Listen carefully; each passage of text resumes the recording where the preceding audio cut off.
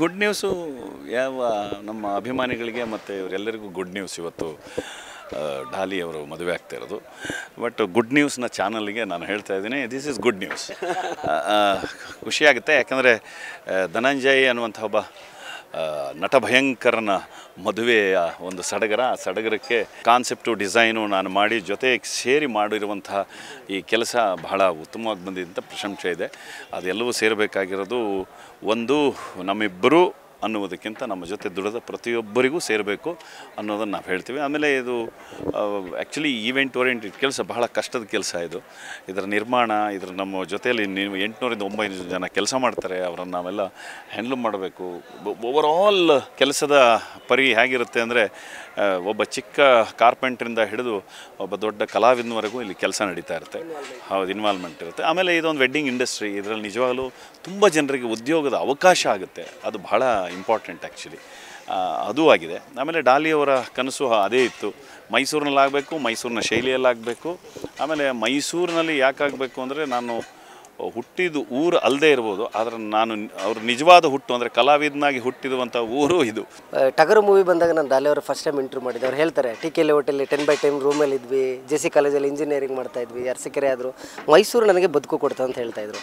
ಒಂದು ಕಾಲದಲ್ಲಿ 10/2 ರೂಮಲ್ಲಿ ಇದ್ದಂಥ ಒಬ್ಬ ಯುವಕ ಇವತ್ತು ಮೈಸೂರಿನಲ್ಲಿ ಒಂದು ರೀತಿ ಫಾರ್ ದ ಫಸ್ಟ್ ಟೈಮ್ ನನ್ನ ಅನುಭವದಲ್ಲಿ ಹೇಳಿದ್ರೆ ಇಷ್ಟು ಅದ್ಧೂರಿಯಾಗಿ ಅರ್ಥಗರ್ಭಿತವಾಗಿ ವಿವಾಹ ಆಗ್ತಾಯಿದ್ದಾರೆ. ಜಸ್ಟ್ ಫಾಸ್ಟ್ 10 ಇಯರ್ಗೆ ಹೋಲಿಸ್ಕೊಂಡ್ರೆ ಡಾಲಿಯವರ ಬದುಕಿನಲ್ಲಿ ತುಂಬ ಬದಲಾವಣೆ ಆಗಿದೆ. ಅದು ಕೂಡ ಹೆಲ್ದಿ ಟರ್ನ್ ಅಂತೇಳಿ. ಇಲ್ಲ, ಯಾಕೆಂದರೆ ಒಂದು ಡಾಲಿ ಯಾವತ್ತೂ ಸ್ನೇಹಿತರನ್ನು ಬಹಳ ರೆಸ್ಪೆಕ್ಟ್ ಮಾಡುವಂಥ, ಆಮೇಲೆ ವ್ಯಕ್ತಿತ್ವವನ್ನು ರೆಸ್ಪೆಕ್ಟ್ ಮಾಡುವಂಥ ವ್ಯಕ್ತಿ, ಬಹಳ ಒಳ್ಳೆಯ ಒಂದು ಮೋಟಿವೇಶನ್ ಇರುವಂಥ ವ್ಯಕ್ತಿ.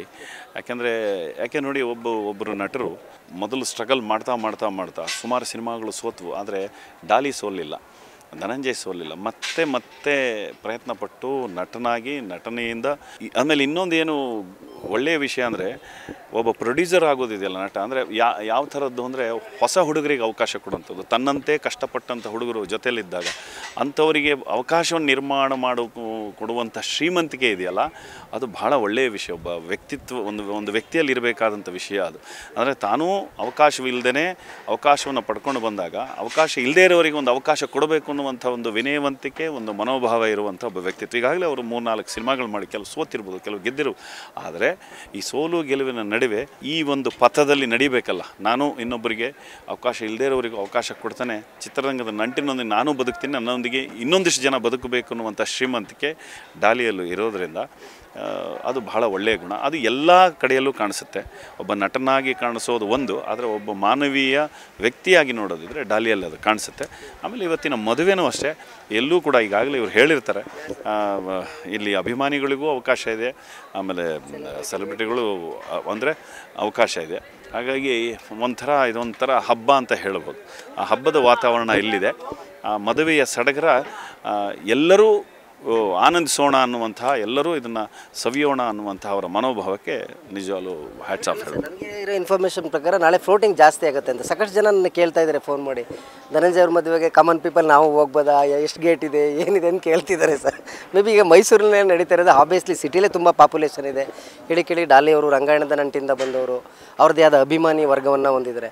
ನಾಳೆ ಫ್ಲೋಟಿಂಗ್ ಅಥವಾ ಅಭಿಮಾನಿಗಳು ಜಾಸ್ತಿ ಆದರೆ ಏನು ಇನ್ಕನ್ವೆಂಟ್ ಆಗಲ್ಲ ಸರ್? ಇಲ್ಲ, ಎಲ್ಲಿ ಪ್ರೀತಿ ಇರುತ್ತೆ ಅಲ್ಲಿ ನಿಮಗೆ ಇನ್ಕನ್ವೀನಿಯೆಂಟ್ ಆಗಲ್ಲ. ಅವರೇ ಸಹಕರಿಸ್ತಾರೆ. ಇಂಥವ್ರು ಮದುವೆಗೆ ಬಂದಿದ್ವಿ, ಇಲ್ಲಿ ನಾವು ಈ ಥರ ಇರಬೇಕು ಅನ್ನುವಂಥ ಮನೋಭಾವನೆ ಅವರೊಳಗೆ ಹುಟ್ಟಕ್ಷರುತ್ತೆ. ಯಾಕೆಂದರೆ ಇದೊಂದು ಅವರಿಗೂ ಸಿಗುವಂಥ ಒಂದು ಅವಕಾಶ ಅಲ್ಲ, ಅಭಿಮಾನಿಗಳು ಬಂದು ಇದನ್ನು ಪಾಲ್ಗೊಳ್ಳೋದು. ಆವಾಗ ಅವರು ಅದನ್ನು ಸಹಕರಿಸ್ತಾರೆ, ನೀವು ಸಹಕರಿಸ್ತೀರಿ ಅನ್ನೋದು ನಮ್ಮೆಲ್ಲರ ಆಶಯ. ರಂಗಾಯಣ ಎಲ್ಲೋ ಒಂದು ಕಡೆ ಒಬ್ಬ ಕಲಾವಿದನಿಗೆ ಬೇಕಾದಂತಹ ಒಂದು ನವರಸಗಳಿರ್ಬೋದು, ಒಂದು ಕಲೆಗೆ ಬೇಕಾದಂಥ ಒಂದು ಬೇಸಿಕ್ ನಾಲೆಡ್ಜನ್ನು ರಂಗಾಯಣ ಕೊಟ್ಟಿದೆ. ಆ ಕಾರಣಕ್ಕೆ ರಂಗಾಯಣದ ಹಿನ್ನೆಲೆಯಿಂದ ಬಂದಂತಹ ಎಲ್ಲ ವ್ಯಕ್ತಿಗಳು ಒಂದು ಗಟ್ಟಿಯಾಗಿ ಕಲಾಕ್ಷೇತ್ರದಲ್ಲಿ ಉಳಿದಿದ್ದಾರೆ ಅನ್ನೋ ಮಾತಿಗೆ ಡಾಲಿ ಅವರು ಸಾಕ್ಷಿ ಆಗ್ತಾರೆ. ಎಸ್, ಆ್ಯಕ್ಚುಲಿ ನಾನು ರಂಗಾಯಣದಲ್ಲಿದ್ದೆ. ಆ್ಯಕ್ಚುಲಿ ಡಾಲಿ ರಂಗಾಯಣದಲ್ಲಿ ಇರಲಿಲ್ಲ, ಬಟ್ ರಂಗಾಯಣದ ನನ್ನ ಸ್ನೇಹಿತ GPIR ಅಂತ ಒಂದು ತಂಡ, ಅದು ರಂಗಾಯಣದಲ್ಲೇ ಇರುವಂಥ ಮೈಮ್ ರಮೇಶ್ ಪ್ರಾರಂಭಿಸಿದ್ದು. ಅದರಲ್ಲಿ ರಾಘವೇಂದ್ರ ಹುಣಸೂರು ಇದ್ದರು, ಈಗೇನು ನಾಗಭೂಷಣ್, ಆಮೇಲೆ ಪೂರ್ಣ, ನಮ್ಮ ಧನಂಜಯ್, ಇನ್ನೂ ಸುಮಾರು ಜನ ಇವತ್ತು ಇಂಡಸ್ಟ್ರಿಯಲ್ಲಿ ತುಂಬ ಒಳ್ಳೊಳ್ಳೆಯ ಕೆಲಸ ಮಾಡುವಂಥ ತುಂಬ ಜನ ಇದೆ. ಹಾಗಾಗಿ ಇದು ರಂಗಾಯಣ ಅಂತಲ್ಲ, ನೀವು ಯಾವುದು ನಾಟಕ ಇರ್ಬೋದು, ಸಾಹಿತ್ಯ ಇರ್ಬೋದು, ಕಲೆ ಇರ್ಬೋದು, ಅದರ ಒಂದಿಗೆ ಒಂದು ಒಳ್ಳೆಯ ನಂಟಿದ್ದಾಗ ಆ ಮನೋಭಾವನೆಗಳು ಬಂದೇ ಬರುತ್ತೆ, ಆ ಗಟ್ಟಿತನದ್ದು. ಈಗ ಮಲ್ಲಿಗೆನಗರಿ ಮೈಸೂರು ಈಗ ಹೇಳ್ತಾ ಇದ್ರು ಅವರು, ಮೈಸೂರು ಮಹಾರಾಜರಿಗೂ ನಾವು ಇವೆಂಟ್ ಮಾಡಿದ್ವಿ, ಪೊಲಿಟಿಷಿಯನ್ಗೂ ಮಾಡಿದ್ವಿ, ಸಾಕಷ್ಟು ಸೆಲೆಬ್ರಿಟಿಗಳಿಗೂ ಮಾಡಿದ್ವಿ ಅಂತ. ಈ ಇಷ್ಟು ಈವೆಂಟ್ಗಿಂತ ಇದು ಹೇಗೆ ಭಿನ್ನ ಅಂತ ಸರ್? ಅದು ಇವರೇ ಹೇಳಬೇಕು. ಭಿನ್ನಾನಕ್ಕಿಂತ ಏನಂದರೆ ಸರ್, ಆಗಲೇ ಮಾತಾಡಿರೋಂಗೆ ಏನಂದರೆ ರಿಸೆಪ್ಷನ್ ಸೆಟಪ್ ಆಗ್ಬೋದು, ಮುಹೂರ್ತ ಆಗ್ಬೋದು, ಬೇರೆ ಬೇರೆ ಸೆಟಪ್ ಇದೆ. ಇದೊಂದು 40,000 ಸ್ಕ್ವೇರ್ ಫೀಟಲ್ಲಿ ಡಿಫ್ರೆಂಟ್ ಆಗಿದೆ. ಪ್ರತಿ ಸತಿ ನೋಡೋಕ್ಕೂ ಈ ಸತಿ ಒಂದು ಎಂಟ್ರೆನ್ಸ್ ಆಗ್ಬೋದು, ಸೈಡು ಆಗ್ಬೋದು, ಬ್ಯಾಕ್ ಡ್ರಾಪ್ ಆಗ್ಬೋದು, ಪ್ರತಿಯೊಂದು ಅರೌಂಡ್ ಡಿಸೈನ್ ಮಾಡಿದ್ದಾರೆ. ಸೊ ಮುಹೂರ್ತ ಕೂಡ ಅದೇ ಥರ ಡಿಫ್ರೆಂಟ್. ಯೂಶಲಿ ಏನಾಗುತ್ತೆ, ಮುಹೂರ್ತ ಸೆಟಪ್ ಒಳಗೆ ರಿಸೆಪ್ಷನ್ ಇರುತ್ತೆ, ಇಲ್ಲ ರಿಸೆಪ್ಷನ್ ಒಳಗೆ ಮುಹೂರ್ತ ಇರುತ್ತೆ. ಸೊ ಇದು ಬೇರೆ ಬೇರೆ ಇರೋದ್ರಿಂದ ಅದೇ ಒಂದು ವಿಭಿನ್ನವಾಗಿ ಸ್ಪೇಸ್ ಇದೆ. ಇದೇ ಬೇರೆ ಗ್ರ್ಯಾಂಡ್ ಆಗಿರುತ್ತೆ, ಅದು ಗ್ರ್ಯಾಂಡ್ ಆಗಿರುತ್ತೆ, ಎರಡೂ ಗ್ರ್ಯಾಂಡ್ ಆಗಿರುತ್ತೆ ಈಗ ನಾಳೆ ಬೆಳಗ್ಗೆಗೆ. ಸೊ ಆ ರೀತಿ ಒಂದು ಮೇನ್ ವಿಭಿನ್ನವಾಗಿದೆ ಸರ್. ಈಗ ಪುಷ್ಪ ಮೂವಿ ಡೈರೆಕ್ಟರ್ ಬಂದಿದ್ದಾರೆ, ಸತ್ಯವಾಗಲೂ ಬಂದಿರಬಹುದು, ನನಗೆ ಗೊತ್ತಿಲ್ಲ, ಬಂದಿರಬಹುದು. ಯಾಕಂದ್ರೆ ನಾವು ಈ ಕೆಲಸದಲ್ಲಿ ಹಗಲು ರಾತ್ರಿ ಇಲ್ಲೇ ಇರೋದ್ರಿಂದ ಬಂದಿರಬಹುದು. ತುಂಬ ಹತ್ತಿರದಿಂದ ಬಂದಿದ್ದೀರಾ. ಈಗ ಪುಷ್ಪ ಮೂವಿ ಕೂಡ ಒಂದು ಒಳ್ಳೆ ಬ್ರೇಕ್ ಕೊಡ್ತು, ಮಲ್ಟಿ ಲ್ಯಾಂಗ್ವೇಜ್ ಆ್ಯಕ್ಟರನ್ನು ತೋರಿಸ್ಕೊಡ್ತು ಅಂತ, ಇದ್ರ ಬಗ್ಗೆ ಹೌದು ಅಲ್ಲ, ನೀವು ಒಳ್ಳೆ ನಟರಾದರೆ, ಯಾಕೆಂದರೆ ಒಂದು ಕಾಲದಲ್ಲಿ ಬೇರೆ ಥರ ಇತ್ತು. ಇವತ್ತು ಭಾಷೆ, ಯಾವತ್ತು ಕಲೆ ಭಾಷೆಯನ್ನು ಮೀರಿದ್ದು. ಹಾಗಾಗಿ ಭಾಷೆಯನ್ನು ಯಾವುದು ಮೀರುತ್ತೆ ಅಲ್ಲಿ ಕಲಾವಿದ ಕಾಣಿಸ್ಕೊತಾ ಹೋಗ್ತಾನೆ. ಹಾಗಾಗಿ ಅಂಥ ಅವಕಾಶಗಳೀಗ ಎಲ್ರಿಗೂ ಸಿಗ್ತಾ ಇದೆ. ಅದರಲ್ಲಿ ಧನಂಜಯ ಅವರು ಕೂಡ ಒಬ್ಬರು ಕನ್ನಡದಿಂದ. ತುಂಬ ಜನರಿಗೆ ಆ ಥರದ ಅವಕಾಶಗಳು ಸಿಗ್ತಾ ಇದೆ. ಅದು ಕನ್ನಡದಕ್ಕೂ ಹೆಮ್ಮೆ. ಆಮೇಲೆ ನಾವೆಲ್ಲರೂ ಭಾರತೀಯರು ಅನ್ನೋ ದೃಷ್ಟಿಯಿಂದ ಎಲ್ಲರೂ ಒಟ್ಟಿಗೆ ಸಿನಿಮಾ ಮಾಡೋದು ಕೂಡ ಬಹಳ ಮುಖ್ಯ ಆಗುತ್ತೆ. ಯಾಕೆ ಕಾನ್ಸೆಪ್ಟನ್ನು ರೆಡಿ ಮಾಡಿದ್ದಾರೆ ಸರ್, ಮುಂದೆ ಫ್ಯೂಚರಲ್ಲಿ ನಿಮ್ಮ ಟೀಮ್ ಬೇಸಿಕಲಿ ಹೊಸ ಮೂವಿನ, ಹೊಸ ಥೀಮ್ ಇರೋ ಮೂವಿ ಏನಾದರೂ ಕೊಡಬೇಕು ಅಂತ? ಇಲ್ಲ, ಅದು ಅವರು ಮಾಡ್ತಿರ್ತಾರೆ. ನಾನು ನನ್ನದೇ ಆದ ಆರ್ಟ್ ಡೈರೆಕ್ಷನ್ನು, ನನ್ನ ನಟನೆ ಮತ್ತು ನನ್ನದೇ ಸ್ಕೂಲು, ಆರ್ಟ್ ಸ್ಕೂಲು, ಅದರಲ್ಲಿ ಯಾವಾಗಲೂ ತಲ್ಲೀನಾಗಿರ್ತೀನಿ. ಡಾಲಿ ಅಂತಲೇ ಡಾಲಿ ಧನಂಜಯ ಫೇಮಸ್ ಆಗಿದ್ದಾರೆ ಸರ್. ಟಗರು ಮೂವಿಯ ಆ ಒಂದು ಡಾಲಿ ಕ್ಯಾರೆಕ್ಟರ್ ಧನಂಜಯ ಅವರ ಒಂದು ಬದುಕನ್ನು ಬದಲಾಯಿಸುವಂಥ ನಿಮ್ಗೆ ಅನಿಸುತ್ತಾ ಕಲಾವಿದರಾಗಿ? ಇಲ್ಲ, ಎಲ್ಲ ಬದಲಾವಣೆ ಈ ಪ್ರಪಂಚದ ನಿಯಮ ಇದು. ಯಾಕೆಂದರೆ ಈಗ ನಿಮಗೆ ಟಗರು ಸಿನಿಮಾದಲ್ಲಿ ಡಾಲಿ ಅವರು ಏನು ಇದು ಮಾಡಿದ್ದಾರೆ, ಅದ್ರ ಜೊತೆಗೆ ಒಬ್ಬ ನಿರ್ದೇಶಕ ಸೂರಿ ಅವರು ಇಂಪಾರ್ಟೆಂಟ್. ಯಾಕೆಂದರೆ ಡಾಲಿ ಅವ್ರನ್ನ ಆಯ್ಕೆ ಮಾಡಬೇಕು ಅಂದರೆ ಸೂರಿ ಅಂತ ನಿರ್ದೇಶಕರು ಒಬ್ಬ ಒಳ್ಳೆಯ ಕಲಾವಿದ, ಇವನೊಳಗಿದ್ದಾನೆ, ಇವನೊಳಗಿರುವಂಥ ಕಲಾವಿದ ನಾನು ಹೊರ ತೆಗಿಬೇಕು ಅನ್ನೋ ದೃಷ್ಟಿಯಿಂದ ತಂದಿರೋದ್ರಿಂದ ಎಸ್, ನೀವು ಹೇಳಿದ ಪ್ರಶ್ನೆಗೆ ಅದು ಕರೆಕ್ಟಾಗಿದೆ ಅನಿಸುತ್ತೆ. ಯಾಕೆಂದರೆ ಹೌದು ಅದೇ ಥರ ನಿಮಗೆ ಎಲ್ಲದೂ ಅಷ್ಟೇ, ಯಾವುದು ಒಬ್ಬ ಒಳ್ಳೆಯ ಕಲಾವಿದ ಬೆಳೀತಾ ಹೋಗ್ತಾನೆ ಅವನಿಗೆ ಒಳ್ಳೆಯ ಅವಕಾಶಗಳು ಸಿಗ್ತಾ ಹೋಗುತ್ತೆ. ಅದೇ ಥರ ಡಾಲಿ ಅವರು ತುಂಬ ಒಳ್ಳೆಯ ಕಲಾವಿದರಾಗಿರೋದ್ರಿಂದ ಎಷ್ಟೇ ಕಷ್ಟಪಟ್ಟರು ಒಂದು ಒಳ್ಳೆಯ ಕಲಾವಿದನಿಗೆ ಪ್ರತಿ ಕ್ಷಣ ಒಂದು ದಾರಿ ಕಾಣಿಸುತ್ತೆ ಅನ್ನೋದು ಅದು ಜಗತ್ತಿನ ನಿಯಮ. ಅದೇ ಥರ ಅವರಿಗೆ ದಾರಿ ಓಪನ್ ಆಗಿದೆ. ಅವರು ಆ ರಾಜದಾರಿಯಲ್ಲಿ ಈಗ ನಡ್ಕೊಂಡು ಹೋಗ್ತಾ ಇದ್ದಾರೆ. ಇದೊಂದು ಚರ್ಚೆ ಆಗ್ತಿದೆ ಸರ್, ಯಾಕಂದರೆ ಅವರ ಅಭಿಮಾನಿಗಳು ಚಿತ್ರರಂಗವನ್ನು ತುಂಬ ಹತ್ತಿರದಿಂದ ನೋಡಿರೋರು. ಡಾಲಿ ಧನಂಜಯವ್ರಿಗೆ ಕನ್ನಡ ಇಂಡಸ್ಟ್ರಿಯಲ್ಲಿ ತುಂಬ ಜನ ಹೀರೋಯಿನ್ಗಳಿದ್ದರು, ಮದುವೆ ಆಗೋದಿತ್ತು, ಯಾಕೆ ಡಾಕ್ಟರ್ ಆಯ್ಕೆ ಮಾಡಿಕೊಂಡ್ರು ಅಂತೇಳಿ ಒಂದಷ್ಟು ಕಾಮೆಂಟ್ ನೋಡ್ರಿ. ಅಲ್ಲ, ಇದು ಹೇಳಲಿಕ್ಕೆ ನಾನು ಕಷ್ಟ ಆಗುತ್ತೆ. ದಿಸ್ ನಾಟ್ ಅಂದರೆ ಇದು ನಿಮ್ಮ ಪ್ರಶ್ನೆ ಆದರೂ ಕೂಡ ಇದು ಉತ್ತರ ಹೇಳುವಂಥ ವ್ಯಕ್ತಿ ನಾನು ಆಗಲ್ಲ. ಇದನ್ನು ನೀವು ಡಾಲಿ ಅವರಿಗೆ ಕೇಳಬೇಕು.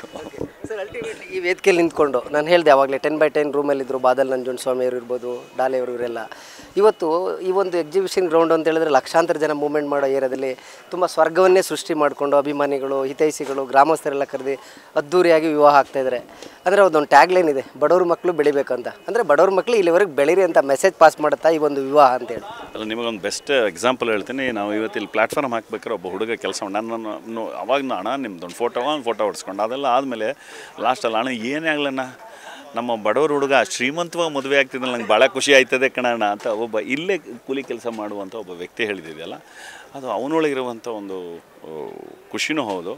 ಅವನು ಅದನ್ನು ಹೇಳ್ದ, ನಮಗೂ ಈ ಥರದ ಮದುವೆ ಆಗಬೇಕು ಅನ್ನೋ ಜೋಶ್ ಬರ್ತಾಯಿದೆ ಅಣ್ಣ, ನಾವು ಹಿಂಗೆ ಮಾಡ್ಕೋಬೇಕು ಅನ್ನೋ ಜೋಶ್ ಬರ್ತಾಯಿದೆ ಅಣ್ಣ, ಅದಕ್ಕೆ ಬಡವರ ಮಕ್ಳಿಗೆ ಜಯಣ್ಣ ಅಂದ ಅವನು. ಹಾಗೆ ಆ ಥರ ಇರುತ್ತೆ. ಅಂದರೆ ಅನಿಸಿದೆ ಸರ್, ಈಗ ಡಾಲಿ ಧನಂಜಯರವರ ಡೈಲಾಗು, ಅವ್ರು ಮದುವೆ ಆಗ್ತಿರೋ ರೀತಿ, ಅವ್ರು ಬದುಕಿರೋ ರೀತಿ, ಎಷ್ಟೊಂದು ಬಡವ್ರ ಮಕ್ಕಳು ನಾನು ಬೆಳಿಬೇಕು ಅಂತ ಕನಸು ಕಟ್ಟುವಂಥ ಸಾಕಷ್ಟು ಯುವಕರುಗಳಿಗೆ ಈ ಮದುವೆ ಇನ್ಸ್ಪೈರ್ ಆಗುತ್ತಾ ಅಂತ. ಅಲ್ಲ, ಇದು ಏನು ಗೊತ್ತಾ, ಊಟ, ಬಟ್ಟೆ ಮತ್ತು ಮದುವೆ ಅದು ನಮ್ಮ ಪರ್ಸ್ನಲ್. ಅದು ಅಂದರೆ ಪ್ರತಿಯೊಬ್ಬರು ಅದನ್ನು ನಾವು ಪ್ರಶ್ನೆ ಮಾಡಬಾರ್ದು ಅಂತ ನನ್ನ ಇದು. ಯಾಕೆಂದರೆ ಊಟ, ನೀವು ಯಾವ ಥರದ ಬಟ್ಟೆ ಹಾಕ್ತೀರಿ, ನೀವು ಯಾವ ಥರ ಬದುಕ್ತೀರಿ ಅನ್ನುವ ಪ್ರಶ್ನೆ ಮಾಡೋದು ತುಂಬ, ಅಂದರೆ ನೀವು ಒಳ್ಳೆ ರೀತಿಯಲ್ಲೇ ಬದುಕ್ತಿದ್ರು ಪ್ರಶ್ನೆ ಮಾಡೋದು ತುಂಬ ಕಷ್ಟ. ಅದು ಮಾಡಬಾರ್ದು ಅಂತ ನಾನಿದು. ಊಟ, ಬಟ್ಟೆ ಅಥವಾ ಮದುವೆ ಅಂದರೆ ನಮ್ಮ ಪರ್ಸ್ನಲ್ ವಿಷಯ. ಇದು ಅವರು ಬಹಳ ಪರ್ಸ್ನಲ್. ಅದು ಅವರು ಹೆಂಗಾಗಬೇಕು ಯಾಕಾಗಬೇಕು ಅನ್ನೋಂಥದ್ದು ಅವ್ರದ್ದೇ ಆದ ಕನಸದು. ಅವರು ಹೇಗೆ ಬೆಳೆದ್ರು ಅನ್ನೋದು ಒಂದು. ಆಮೇಲೆ ಇಲ್ಲಿವರೆಗೆ ಬಂದ ಮೇಲೆ ಅವರೇ ಕಂಡುಕೊಂಡಂತಹ ಕನಸದು. ಆ ಕನಸನ್ನು ನನಸಾದ ಕಡೆ ಅವರು ಮದುವೆಗೆ ಆಗೋದ್ರಲ್ಲಿ ಏನೂ ತಪ್ಪಿಲ್ಲ. ಅವರು ಮದುವೆ ಆಗ್ತಾಯಿದ್ದಾರೆ, ಅವ್ರ ಖುಷಿ ಅದು. ಅವರ ವೈಯಕ್ತಿಕವಾದಂಥ ವಿಷಯ ಅದು. ಅದನ್ನು ನಾವು ಪ್ರಶ್ನೆ ಮಾಡಿದರೆ ಅದು ನಾನು ತಪ್ಪಿತಸ್ಥನಾಗ್ತೇನೆ. ಅಲ್ಲ, ಇನ್ಸ್ಪೈರ್ ಆಗುತ್ತೆ. ಹೌದು, ಇನ್ಸ್ಪೈರ್ ಆಗೇ ಆಗುತ್ತೆ. ಸ್ಟೇಜ್ ಮಾಡಬೇಕಾದ್ರೆ ಒಂದು ಹುಡುಗ ಒಂದು ಫೋಟೋ ಹೊಡ್ಸ್ಕೊಂಡು ಹೇಳ್ತಾರೆ ಅಂತ ಹೇಳಿದ್ರಿ, ಬೆಳೆದ್ರೆ ಈ ಥರ ಬೆಳಿಬೇಕು. ನಾನು ಆ ವರ್ಡನ್ನ ಕೋಟ್ ಮಾಡಿ ಹೇಳಿದ್ದು. ಸೊ ಒಂದು ಬಡವ್ರ ಮಕ್ಕಳ ಒಂದು ಸಕ್ಸಸ್ ಈ ಥರ ಇರ್ಬೇಕನ್ನೋದ ತೋರಿಸ್ತಿದಾರ ಧನಂಜಯ ಅಂತ. ಹೌದು. ಅಲ್ಲ, ಬಡವ್ರ ಮಕ್ಕಳು ತೋರಿಸ್ತಿರಲ್ಲ, ಅದು ರಿಯಾಲಿಟಿ ಅಲ್ವಾ, ಅದು ತನ್ನಿಂದ ತಾನೇ ತೋರ್ಪಡಿಕೆಗೆ ಒಳಪಡುತ್ತೆ. ಈಗ ಯಶ್ ಇರ್ಬೋದು, ಅವರು ಹಾಗೆ ಇದ್ರಲ್ವ, ಅವರು ಹಾಗೆ ಬೆಳೆದ್ರಲ್ವ. ಅಂದರೆ ಈ ಥರ ಬೆಳೆದಂಥವ್ರು ತುಂಬ ಜನ ಇದ್ದಾರೆ. ರಾಜ್ಕುಮಾರ್ ಅವರು ಹಾಗೆ ಇದ್ದರು, ನಾಟಕ ಕಂಪ್ನಿಯಲ್ಲಿ ಅವರು ಬಂದು ಬೆಳೆದರು. ಎಲ್ಲವೂ ಅಂದರೆ ಬೆಳವಣಿಗೆ ಮತ್ತು ಬದಲಾವಣೆ ಈ ಪ್ರಕೃತಿಯ ನಿಯಮ. ಅದು ಆ ಬದಲಾವಣೆಯಲ್ಲಿ ಮನುಷ್ಯ ಬದಲಾಗಬಾರ್ದು. ಅದರಲ್ಲಿ ಅಣ್ಣವ್ರು ಇರ್ಬೋದು, ಯಶ್ ಇರ್ಬೋದು, ನಮ್ಮ ಧನಂಜಯ ಇರ್ಬೋದು, ಇಂಥವ್ರು ಯಾರೂ ಬದಲಾಗಲ್ಲ. ಅವರು ಏನು ಮನುಷ್ಯತ್ವ ಇದೆ, ಏನು ಮಾನವೀಯ ನೆಲೆ ಅವರಲ್ಲಿದೆ, ಏನು ಸಾಮಾಜಿಕ ಕಳಕಳಿದೆ, ಅವ್ರ ಇಡೀ ಸ್ನೇಹಿತರ ಬಳಗ ತುಂಬ ಇದೆ. ಅದನ್ನು ಅವರು ಮಾಡೇ ಮಾಡ್ತಾರೆ. ಈಗ ಅದೇ ಹೇಳಿದ್ನಲ್ಲ ನಿಮಗೆ, ಒಂದು ಸಿನಿಮಾಗೆ ಒಬ್ಬ ಹೀರೋ ಆದರೂ ಕೂಡ ಒಂದಿಷ್ಟು ಸಿನಿಮಾಗಳನ್ನು ಮಾಡ್ತಾ ಹೊಸ ಹುಡುಗರಿಗೆ ಅವಕಾಶ ಕೊಡೋದು ಕೂಡ ಒಂದು ಶ್ರೀಮಂತಿಕೆ ಬರೀ ಯಾವುದೋ ಒಂದು ದೊಡ್ಡ ಇದರಲ್ಲಿ ಅಳಿಯೋದಲ್ಲ. ಅವ್ರು ಯಾರ್ಯಾರಿಗೆ ಯಾವ ಥರದ ಅವಕಾಶ ಕೊಡ್ತಾಯಿದ್ದಾರೆ, ಯಾವ್ಯಾವ ಥರದ ಸಿನಿಮಾಗೆ ಪ್ರಯತ್ನ ಮಾಡ್ತಾಯಿದ್ದಾರೆ, ಹೆಚ್ಚು ಹೊಸ ಕನಸು ಕಟ್ಟುಕೊಂಡು ಬಂಥ ಹುಡುಗರುಗಳಿಗೆ ಅವಕಾಶ ಕೊಡೋದು ಕೂಡ ಒಂದು ಹೃದಯ ಶ್ರೀಮಂತಿಕೆ ಅಲ್ವ. ಅದು ಬಹಳ ದೊಡ್ಡದಾಗಿದೆ. ಬರ್ತಕ್ಕಂಥ ಸಾರ್ವಜನಿಕರಿಗೆ ಏನಾದರೂ ನೀವು ಮನವಿ ಮಾಡ್ತಾರೆ, ಈ ಥರ ಬರಬೇಕು, ಈ ಥರ ಇರಬೇಕು ಅಂದರೆ ತುಂಬ ಕ್ರೌಡ್ ಇರುತ್ತೆ, ಒಂದಷ್ಟು ಲೇಟ್ ಆಗ್ಬೋದು, ವಿಶ್ ಮಾಡ್ಬೋದು, ತುಂಬ ಜನ ಸೆಲ್ಫಿ ಕ್ರೇಜ್ ಇದೆ, ಈ ಥರದಾಗೆಲ್ಲ ಏನಿಲ್ಲ, ಬರುವಂಥವ್ರು ಸಹಕರಿಸ್ಬೇಕಷ್ಟೇ, ಅದರಿಗಿಂತ ಹೆಚ್ಚು ಸಹಕರಿಸ್ಬೇಕು. ಪ್ರತಿಯೊಬ್ಬರಿಗೂ ಅವಕಾಶ ಆಗಬೇಕು. ನಿಮ್ಮ ಹುಡುಗ ಮೇಲೆ ನಾವೇ ಸಹಕರಿಸ್ಕೊಳ್ಬೇಕು. ನಮ್ಮನ್ನು ನಾವು ಸಹಿಸ್ಕೋತಾನೆ ಇನ್ನೊಬ್ಬರಿಗೆ ನಿಧಾನವಾಗಿ ಹೋಗೋದ್ರ ಬಗ್ಗೆ ಹೇಳೋದ್ರ ಜೊತೆಗೆ ಪ್ರತಿಯೊಬ್ಬರು ಅವರನ್ನು ಕಾಣುವ ಹಾಗೆ ಅವರೇ ಪ್ರೇರೇಪಿಸ್ಕೊಳ್ತಾನೆ ಕೊಡೋದಿದೆಯಲ್ಲ, ಅದು ಧನಂಜಯ ಅಂದರೆ ಡಾಲಿಗೆ ಕೊಡುವಂಥ ಅಭಿಮಾನಿಗಳ ಪ್ರೀತಿ. ಅದು ಅವರು ಕೊಟ್ಟೆ ಕೊಡ್ತಾರೆ ಅನ್ನೋ ನಂಬಿಕೆ ನಮಗಿದೆ.